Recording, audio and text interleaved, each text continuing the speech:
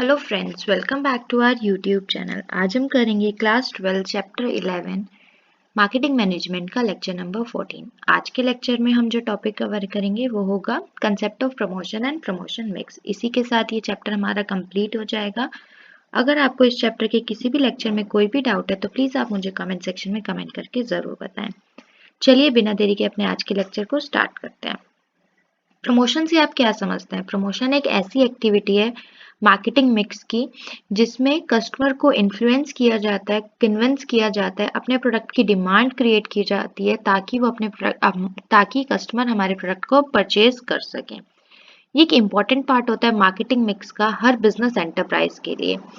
अगर आपका product simple सा भी है ना तो ये आपके प्रोडक्ट में स्पार्क ले आता है। अगर आपका प्रोडक्ट एकदम सिंपल है, सोबर है, बट आप उसको इतने अच्छे तरीके से प्रमोट करते हो, कस्टमर से इतने अच्छे तरीके से इंट्रोड्यूस करते हो कि कस्टमर और आपका प्रोडक्ट एक दूसरे से कनेक्ट कर पाते हैं, तो इट मीन्स कि आपकी प्रमोशन स्ट्रेटेजी सक्सेसफुल है और आपको प्रॉफिट होगा ही होगा और आप कस्टमर कन्विंस हुए हैं और आपके प्रोडक्ट को परचेज जरूर करेंगे।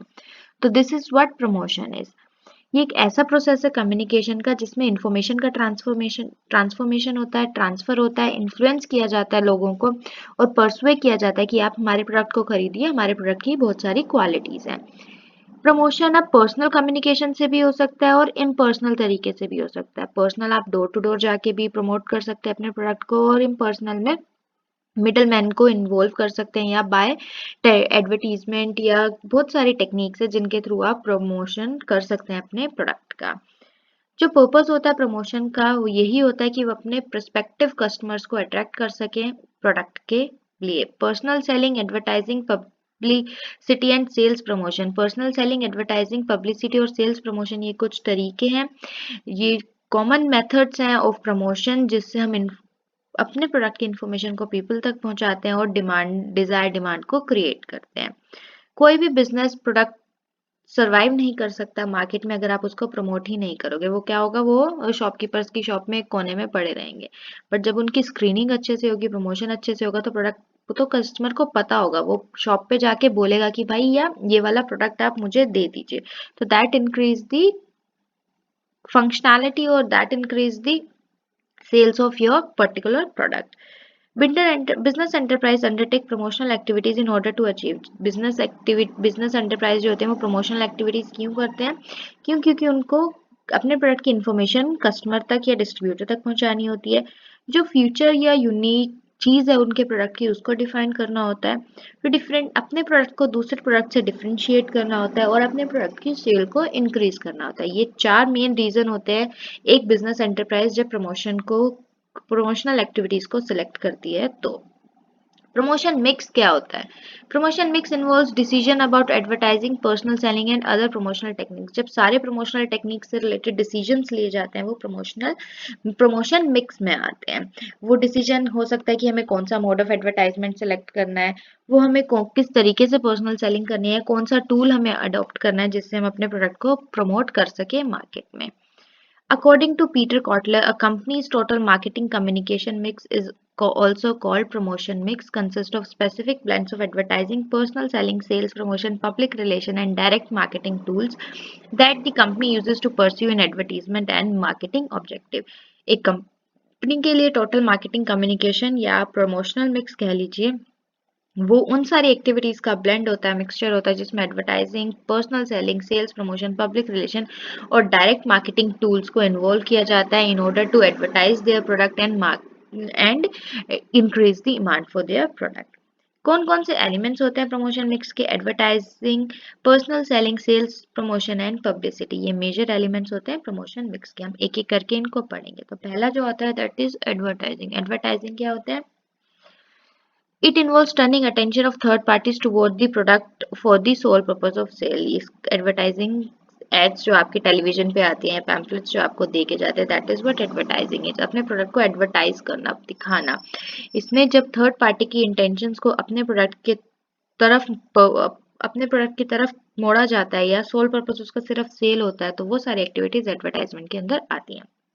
Hence, it can be stated that anything and everything that turns the attention to an article or service or an idea might be called as an advertisement. तो इसीलिए कोई भी ऐसी चीज जो किसी भी तरीके से किसी भी एक पर्सन का अटेंशन अपनी तरफ आकर्षित कर लेती है, ग्रैस्प कर लेती है, तो that is what advertisement means. American Marketing Association defines advertising as any paid form of non-personal presentation. कोई भी ऐसी चीज जिसके लिए हमें पैसा देना पड़े लेकिन वो नॉन पर्सनल, उसमें पर्सनल का कोई भी अटैचमेंट ना हो, गुड्स और services by an identified sponsor, जो कि एक आइडेंटिफाइड स्पॉन्सर करता है, उसको डिफाइन करता है, एडवर्टाइज करता है। Advertisement is a prime part of promotion mix, और एडवर्टाइजमेंट क्या है? प्रमोशन मिक्स का एक प्राइम पार्ट है, उसको क्या कहा गया है? एडवर्टाइजमेंट कहा गया है। जैसे आप लोग मैच वगैरह देखते हो तो that comes that Jio sponsored by this, तो that is what the advertisement, वो उस गेम को स्पॉन्सर भी कर रहे हैं और अपने अपने नाम का एडवर्टीजमेंट भी कर रहे हैं। तो ये सब मार्केटिंग स्ट्रेटेजी होती है। फीचर ऑफ एडवर्टाइजिंग के फीचर्स क्या होते हैं? सबसे पहला, पेड फॉर कम्युनिकेशन। एडवर्टाइजमेंट के लिए पैसे देने पड़ते हैं बिजनेस एंटरप्राइज को। क्यों? क्योंकि एडवर्टाइजिंग के लिए एक अलग से डिपार्टमेंट लगता है जिसमें पूरा सारा इन्फॉर्मेशन होनी चाहिए, सारी टेक्निक्स होनी चाहिए, सारे टूल्स अवेलेबल होने चाहिए, डिफरेंट वीडियोग्राफर्स होने चाहिए, ग्राफिक्स वाले लोग होने चाहिए। तो मोस्टली बिजनेस एंटरप्राइज क्या करती हैं? आउटसोर्स करती हैं। जो एडवर्टाइजिंग कंपनीज होती हैं उनको अपने प्रोडक्ट की इन्फॉर्मेशन देती है और बोलते हैं इस तरीके की हमें एडवर्टाइजमेंट चाहिए। तो ये पेड फॉर कम्युनिकेशन, पैसा देना पड़ता है। Non personal presentation of message, personal का इन्वॉल्वमेंट नहीं होता, प्रोडक्ट के बारे में सारी बात होती है। The purpose of advertising is to promote idea about the product and services of the business. जो एडवर्टाइजमेंट का पर्पस है वो यही है कि वो अपने आइडिया को और प्रोडक्ट को प्रमोट कर सकें। Advertisement is issued by an identified sponsor. अभी मैंने बताया कि जितने भी एडवर्टाइजमेंट है वो एक आइडेंटिफाइड स्पॉन्सर ही इशू करते हैं। ऑब्जेक्टिव क्या होता है? एक नए प्रोडक्ट को इंट्रोड्यूस करना, पर्सनल सेलिंग प्रोग्राम को इंट्रोड्यूस करना, मोर सेल्समैन तक अपने प्रोडक्ट को पहुंचाना, और न्यू ग्रुप ऑफ पीपल को अट्रैक्ट करने के लिए एडवर्टाइजमेंट को फॉलो किया जाता है। Role and function and roles क्या है? प्रमोशन ऑफ सेल्स, सेल्स को इंक्रीज करना, न्यू प्रोडक्ट को इंट्रोड्यूस करना, सपोर्ट ऑफ प्रोडक्शन सिस्टम का सपोर्ट है। कैसे है? क्योंकि एडवर्टाइजमेंट जब होती है तो उसके लिए भी एक मार्केटिंग टीम बनती है, और मार्केटिंग टीम मार्केट में जाकर रिसर्च करती है और देखती है कि टेस्ट एंड प्रेफरेंसेस क्या है, उसके अकॉर्डिंग वो अपने एडवर्टीजमेंट को मोल्ड करती है और उसके अकॉर्डिंग अपने उस इंफॉर्मेशन को अपने सुपरवाइजर तक या सपोर्ट प्रोडक्शन सिस्टम जो है वहां तक, प्रोडक्टिव सिस्टम जो है वहां तक पहुंचाती है, जिससे वो अपने प्रोडक्ट में अकॉर्डिंग टू मार्केट चेंजेस कर सके। स्टैंडर्ड ऑफ लिविंग को इंक्रीज करता है, पब्लिक इमेज उस प्रोडक्ट की और अच्छी हो जाती है, मीडिया से सपोर्ट मिलता है। बेनिफिट क्या होते हैं मैन्युफैक्चरर और ट्रेडर को एडवर्टाइजमेंट के? Easy introduction to new product easily market में इंट्रोड्यूस किया जाता है, टेस्ट एंड प्रेफरेंस को जनरेट कर सकते हैं, सेल्स इंक्रीज होती है, डिमांड इंक्रीज होती है, और कंपटीशन को मीट करने में भी हेल्प करता है। क्या बेनिफिट होते हैं ऐड के? कस्टमर के लिए प्रोडक्ट की नॉलेज मिल जाती है घर बैठे, यूटिलिटी ऑफ प्रोडक्ट पता चल जाती है कि हम एक प्रोडक्ट को कितने तरीके से यूटिलाइज कर सकते हैं, उसका क्या सेटिस्फेक्शन लेवल है, क्या क्वालिटी ऑफ प्रोडक्ट में इम्प्रूव आया है, और अगर कोई न्यू प्रोडक्ट आया, एक ही प्रोडक्ट के डिफरेंट यूजेस आए तो उसके बारे में भी हमें इंफॉर्मेशन मिल जाती है। बेनिफिट्स ऑफ सोसाइटी, सोसाइटी से क्या बेनिफिट है? पीपल एंगेजमेंट होती है, पीपल्स को एक ही एड के द्वारा बहुत सारे लोगों को जागरूक किया जाता है। स्टैंडर्ड ऑफ लिविंग को प्रमोट करता है, नॉलेज इंक्रीज करता है पर्टिकुलर प्रोडक्ट के बारे में, और क्वालिफाइड पर्सन को सजेशन भी देता है। लिमिटेशन ऑफ एडवर्टाइजमेंट क्या होती है? इम्पर्सनल है, कोई पर्सनल इन्वॉल्व नहीं है, तो you won't be able to जज कि आपकी एडवर्टीजमेंट कस्टमर को कैसी लगी। फीडबैक का लैक होता है क्योंकि ऐड आती है और चली जाती है, आप उस पर कुछ फीडबैक नहीं दे सकते। और एडवर्टीजमेंट क्या होती है? रिजिड होती है, एक स्पेसिफिक टाइम पीरियड के लिए होती है, और उसमें ज़्यादा कुछ आप चेंजेस नहीं कर सकते, ज़्यादा इन्फॉर्मेशन भी रिफ्लेक्ट नहीं कर सकते। इसी के कारण वो एक लो इफेक्टिवनेस भी शो कर देती है। तो ये थे role, benefits and limitations of advertisement. Next आता है ऑब्जेक्टिव ऑफ एडवर्टीजमेंट। क्या ऑब्जेक्टिव है? पहला है मल्टीप्लिकेशन ऑफ नीड्स की, जो हमारी ज़रूरतें हैं उसको मल्टीप्लाई कर देता है। बर्डन, बायर्स पे बर्डन हो जाता है क्योंकि हर कंपटीटर चाहेगा कि उसकी एडवर्टीजमेंट अच्छी हो, तो उसमें कंफ्यूजन क्रिएट हो जाती है कि कौन से प्रोडक्ट को हम बाय करें। कंफ्यूजन क्रिएट, मोनोपोली क्रिएट हो जाती है, जिसकी प्रोडक्ट की एडवर्टीजमेंट अच्छी होती है उसी का राज चलता है। फिर वेस्टफुल एक्सपेंडिचर, एक तरह से देखा जाए तो एडवर्टीजमेंट को एक वेस्टफुल एक्सपेंडिचर भी बोला गया है। कस्टमर इतने का प्रोडक्ट नहीं होता जितना बिजनेस एंटरप्राइजेस उसकी एडवर्टीजमेंट में लगा देती है, बस इसीलिए कि वो एक पर्टिकुलर ग्रुप ऑफ कंज्यूमर्स को अपने प्रोडक्ट के अकॉर्डिंग क्या कर सके, अपने प्रोडक्ट के लिए वो उनको आकर्षित कर सके, अट्रैक्ट कर सके। नेक्स्ट आता है personal selling. Act of personal selling is defined by D D Couch as science of creating in the mind of your prospectus a desire that only possession of your product will satisfy। Personal selling ये एक ऐसी science है जब आप अपने product के बारे में कोई भी एक साइंटिफिक चीज अपने माइंड में क्रिएट कर लेते हो कि आपको कैसा प्रोडक्ट चाहिए और उसी को पोजेस करके उस प्रोडक्ट को डिफाइन करते हो जब सामने वाले को, तो that is what personal selling is.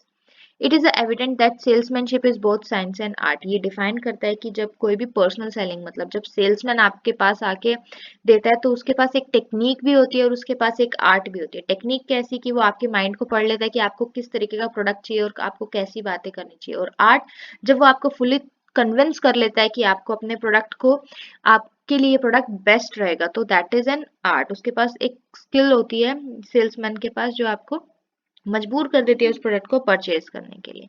As a scientific process it requires mastery over certain fundamentals that prerequisite for success in selling.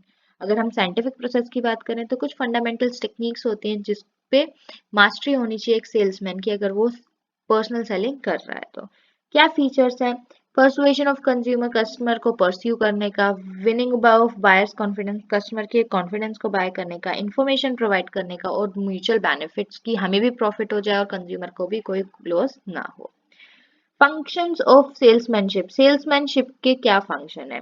Demonstrating, किस तरीके से आप अपने प्रोडक्ट को डेमोन्स्ट्रेट करते हो, डिफाइन करते हो, किस तरीके से आपका प्रोडक्ट दूसरों की सेटिस्फेक्शन को नीड्स या वांट्स को सेटिस्फाई कर पाएगा, उसको किस तरीके से आप बताते हो, कैसे कस्टमर को गाइड और एडुकेट करते हो कस्टमर्स को उस प्रोडक्ट के बारे में, किस तरीके से इंफॉर्मेशन आप के प्रोडक्ट की कस्टमर तक पहुंचाते हो, और अगर कोई कस्टमर ऑब्जेक्ट करता है कि नहीं ये आप गलत बता रहे हो तो उसको आप किस तरीके से हैंडल करते हो। अगर ये सब चीजें आ जाती हैं then you are a true salesman.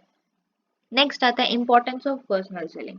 क्या सेलिंग है पर्सनल सेल, इंपॉर्टेंस है पर्सनल सेलिंग की। सबसे पहला एक प्रमोशनल, इफेक्टिव प्रमोशनल टूल है, फ्लेक्सिबल टूल है, मिनिमम वेस्टेज होता है, कस्टमर को अटेंशन, डायरेक्ट अटेंशन मिलता है और पर्सनल रेपो भी मैटर करती है। अगर एक सेल्समैन की पर्सनल रेपुटेशन अच्छी है ना तो वो प्रोडक्ट अपने पोटेंशियल कंज्यूमर को बेच के ही आएगा।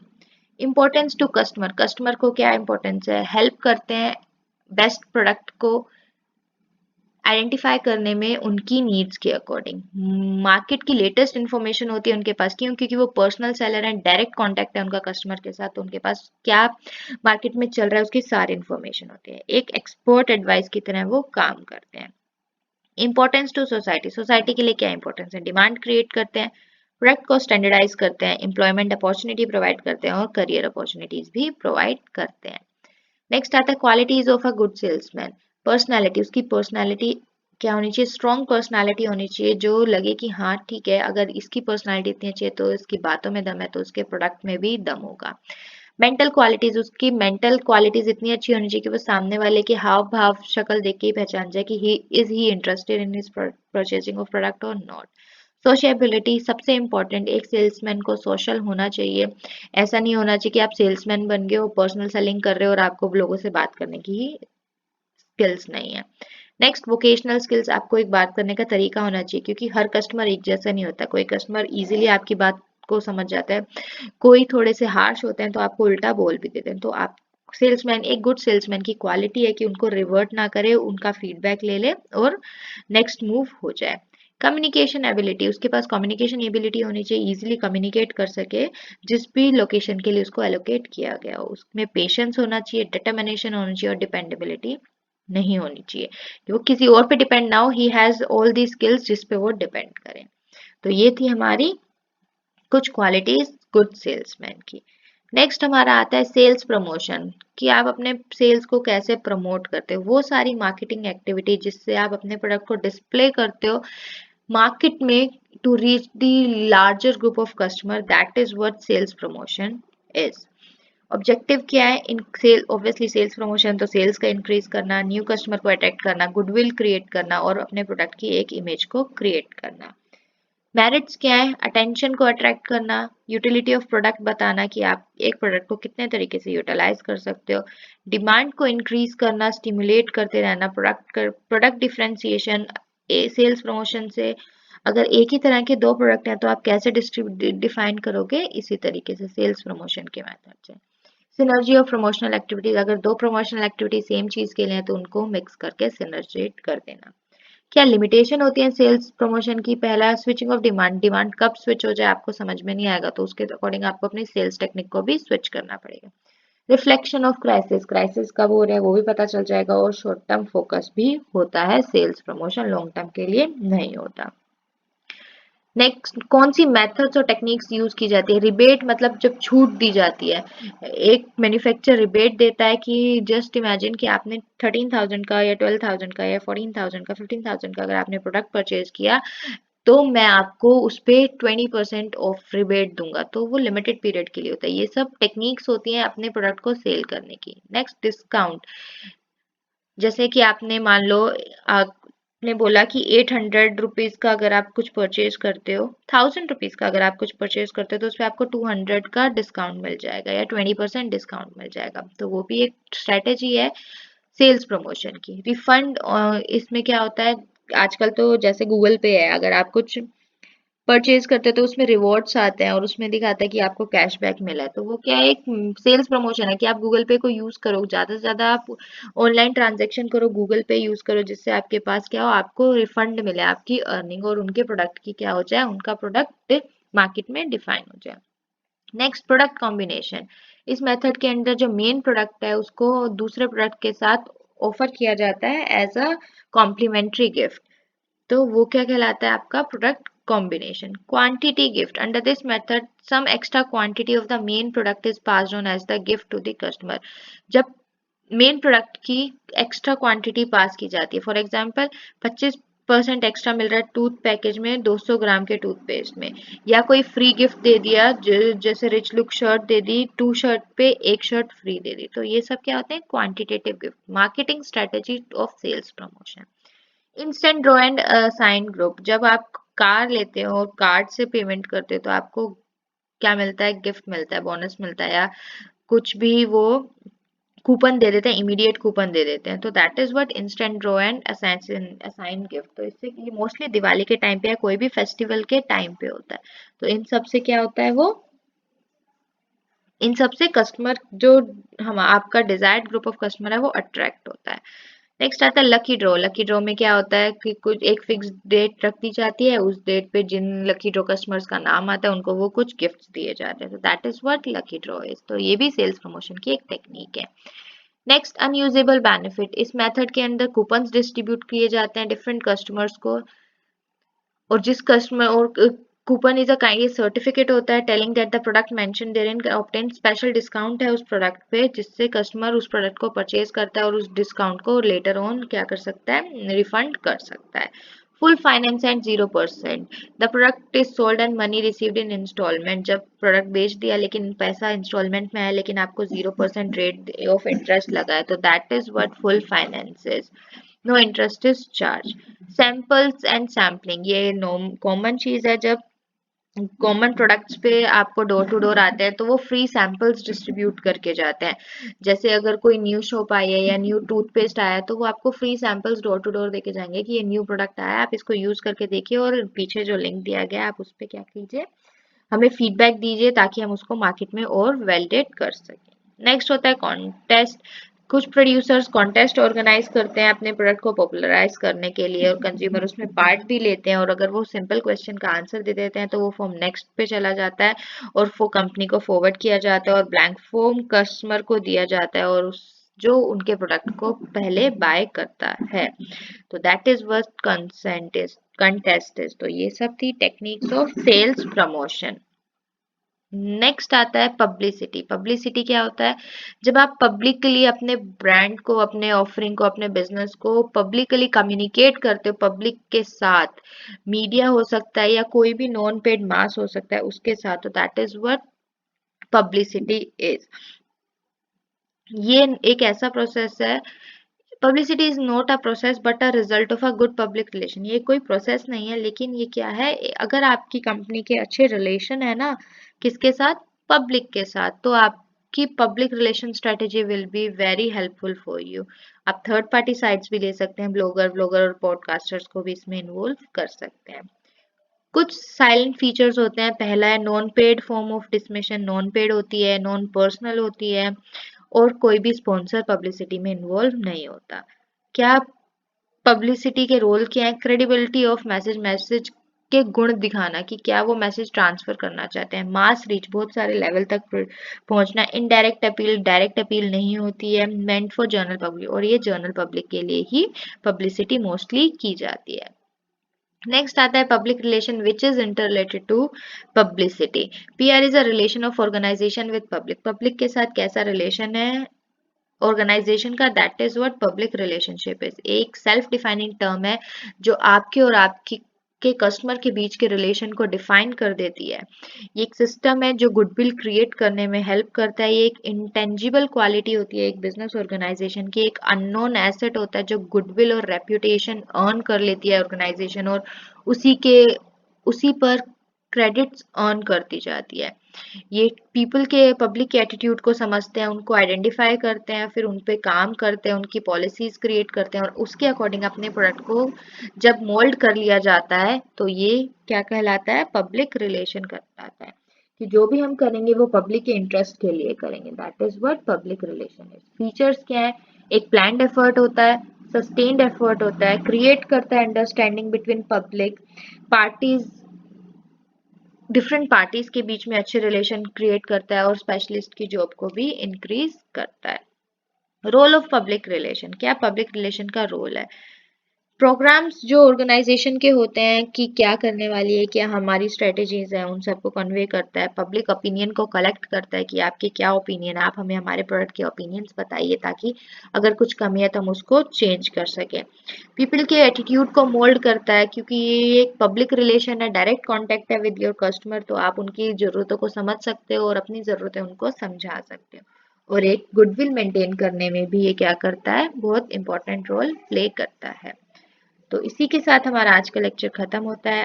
अगर आपको आज के लेक्चर में किसी भी टॉपिक में कोई डाउट है तो प्लीज़ आप मुझे कमेंट सेक्शन में कमेंट करके ज़रूर बताएं।